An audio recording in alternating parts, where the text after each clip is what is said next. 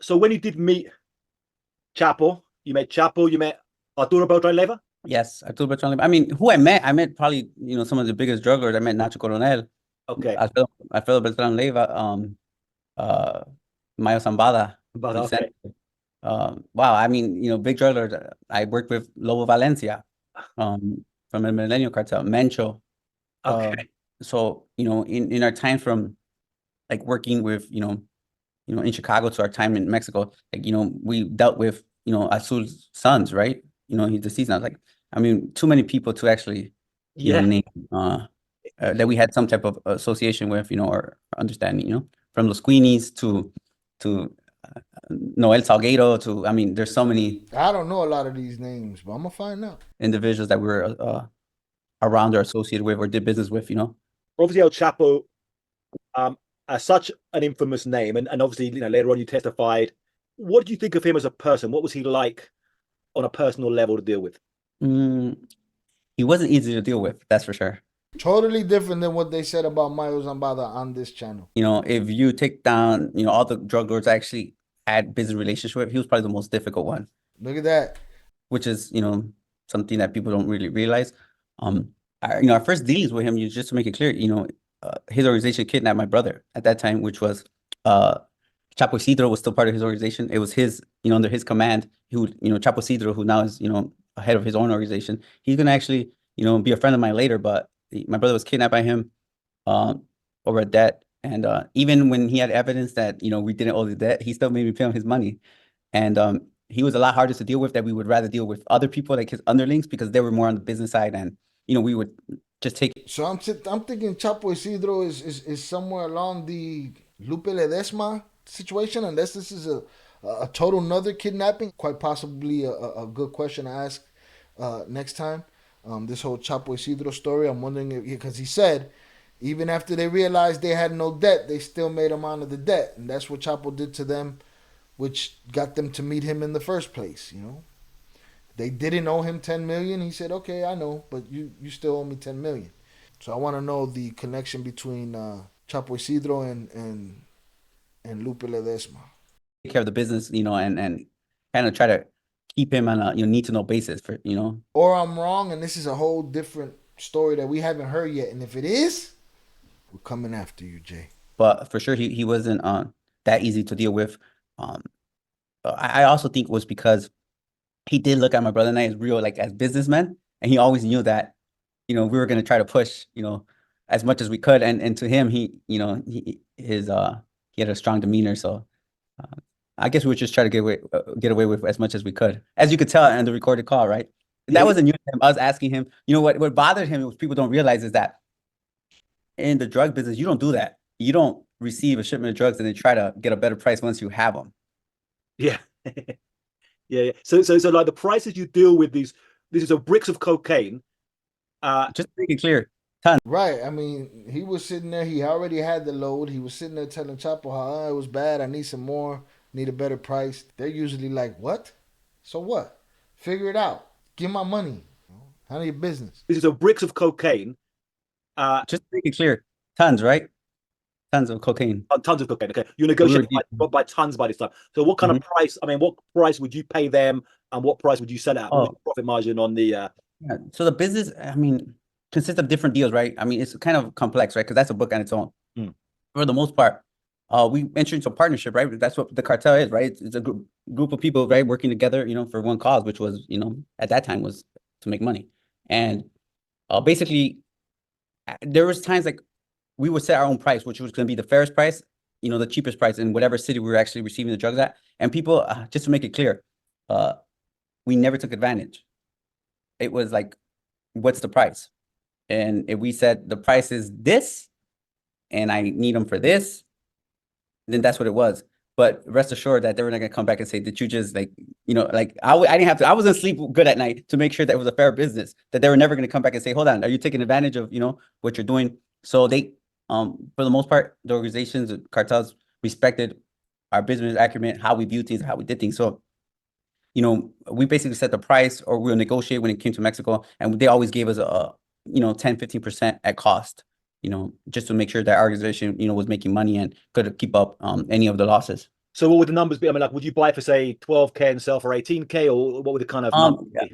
Yeah, again, depending on what what the business was. If we were coming from Colombia, obviously it's different. But just say if it was if we were receiving a shipment of drugs in LA, if we were coming from Colombia, it'd be different. Like, how many people coming from Colombia? and just say that was the price, it was 12,000. Then I would sell in Chicago for 19.5, or in DC for 25. Depending on where we're going. What the In market Canada, we would was. sell them for 38,000, 40,000, whatever the case.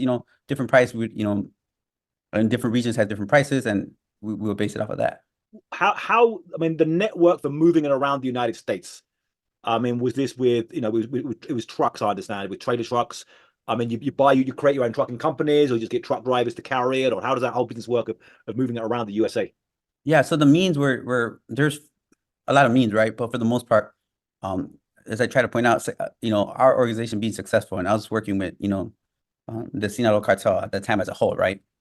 Because you do have different people that have different methods, but for the most part, how big organizations work, they're going to work with something that's going to be continuous, something that's they have different projects going at one time. But for us, we did use trains, we did use airplanes, we did use different transportation means. But for the most part, it was tractor trailers, long haul, semis. So that was our long haul trucks, planes, trains, automobiles, transportation, and subs. What we would do, we would actually find independent contractors, independent drivers that had their own, that worked as independent contractors, and find legitimate loads and haul them across the country. So some of the other people you're dealing with in Mexico, I mean, the big names. So obviously, El Mayo. What do you think of El Mayo as an individual? He's kind of a mythical status now, but what's he like on a personal level? This is the tricky part. I'm talking about how I felt with him, back at that present time. When I'm talking about something, when it comes back to my life, I always like to put myself in that, mindset, state, and feeling. To me, he reminded me a lot of, even nicer probably than my father. He took a liking to my brother and I. We had a very good relationship. He was a fierce man, but he was also one of the, most, I think, fairest. Like, he was, like, it's hard to explain. I do feel like he had genuine love and respect for us, because he looked at us young, and he had enough people in his organization that he respected that had nothing but good things to say about us. So early on, he welcomed us, and he was actually, when it came to prices, when it came to any type of business, he was the one that would be like, whatever you guys decide, and you know what, here's an extra some things for for you guys. So yes, it doesn't surprise me that he continues to be the head of the organization, and the most successful one for sure. How about Arturo Beltran? Sounds like they would have much rather worked for him. Shit, probably still a shot. Now on the business side, I think he's unmatched when it comes to business. He was fair. He was probably. Let me tell you, that's a big statement coming from these guys who pride themselves on the business side of the hustle. That they're giving Arturo Beltran Leyva, the props as the businessman. He's unmatched when it comes to business, and the most successful one for sure. How about Arturo Beltran Leyva? Now on the business side, I think he's unmatched when it comes to business. He was fair. He was probably what I consider to be, in terms of economics, probably at that time, he was probably making more money than Chapo and Mayo easily. His organization basically depended on people like me, where he would bring large amounts of drugs into Mexico and other places in the world, and he really didn't traffic drugs into the United States, as people might assume. He left that for individuals like me, his brother, Alfredo at the time, and other big drug traffickers. And that's what I try to explain to people, that the cartel as a whole, it's the cartel is as strong as the people that are in it, right? And there's different entities, which some will be on the business end, some are in the violent side of it. And for him, he brought in a shipment of 25 tons of cocaine at a time, and you had to make a reservation. And in Mexico, you deal in cash. So he had, he would give good prices. He was a businessman, fair businessman. And it was easy to deal with him. He was a calculator. Like, I remember, like, I would grab my phone to calculate a number or something, and before I even press the number, he was already, telling you what it was. Big numbers. Like, he was one of the best businessmen I feel like there was in that world of drug trafficking. I always got that impression when I was reporting on this stuff back in the day. I felt Arturo just seemed, this guy Beltran Leyva seems to be the biggest one in terms, he's not as infamous, but then he also has a reputation. I've heard some stories about him being on a personal level quite a scary guy. I mean, you hear the kind of cannibalism, this kind of stuff. Again, I think Yeah. it goes back to this. My personal, what I've seen was that it's always about legacy, and you studied. I mean, you worked and you follow the cartels as a whole. To them, legacy, who you are, your name, it's always important. I feel like, from my perspective, from my view of knowing him, that they got caught up, and who, the biggest always, right? The question, who was bigger, and he didn't like for the world or for people to think that he wasn't him, that he wasn't, considered the Lord of the Skies, and that there was another, he self-proclaimed boss of bosses. And Yeah. and what he would do to show people who he was the things that you hear about. Violent. No limit when it came I think he's talking about Chapo. to violent. He would, do things to put exclamation points on the way he did things. And I seen that part of him. Again, for the most part, I think that it always goes back to my relationship with these bosses. See, with the businessman and the smart guy, at the end of the day, if there's an equal, right, and the equal to you is more violent than you and less logical and, less reasonable, then you end up the way they ended up, in a war with each other. It just seems like it's all for nothing. And I believe that that's something that Dan Crenshaw brings up in that interview. We'll get to that tonight. I didn't want to be them. I have the saying that, in the States, people get money, they get a car, chain, or whatever comes with that life. In Mexico, you have a little name for yourself, you get a little bit of money. The first thing they want to do is get a little army. They want to have sicarios and hitmen, and they want to play the role of the big. And that was my big argument with the Twins in the season 1. Like, bro, all that money, you don't got you an army of your own that's loyal to you and not the organization. Somebody that's there to get you out of situations that you can't get yourself out of. He just said it. In the States, people buy chains and stuff like that. Out there, you get a little bit of money, you get you an army. That's it. I'm going to stock up on an army. To the drug lords, that's offensive, to the bosses. You want to take my spot. And they're treated the way they behave. With There violence. It is. You get an army, now you got a target on your back because you went and got an army because Buddy's in his feelings about your position and his position and how you threaten it. It's just, it's weak. It's a weak little game, bro. Humans give themselves too much credit, bro. We ain't figured it out. We don't know shit. That's what we know, that we don't know shit.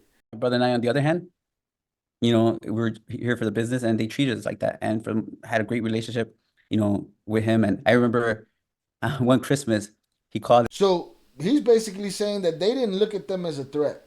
And again, he always said he didn't want to be seen as a threat. But we also heard him say that him and his brother looked at each other and looked around the room. And I understand this feeling. You get it when you go somewhere and they're running a successful business and you see how much corners they're cutting and you're like, I could do this better than them. The Twins said it themselves. They looked around like, we could take this joint over, right? We could look at them and say, that's just arrogant, narcissistic talk. Yeah, we could say that. But they weren't looked at as a threat. They were looked at as a linchpin of the business.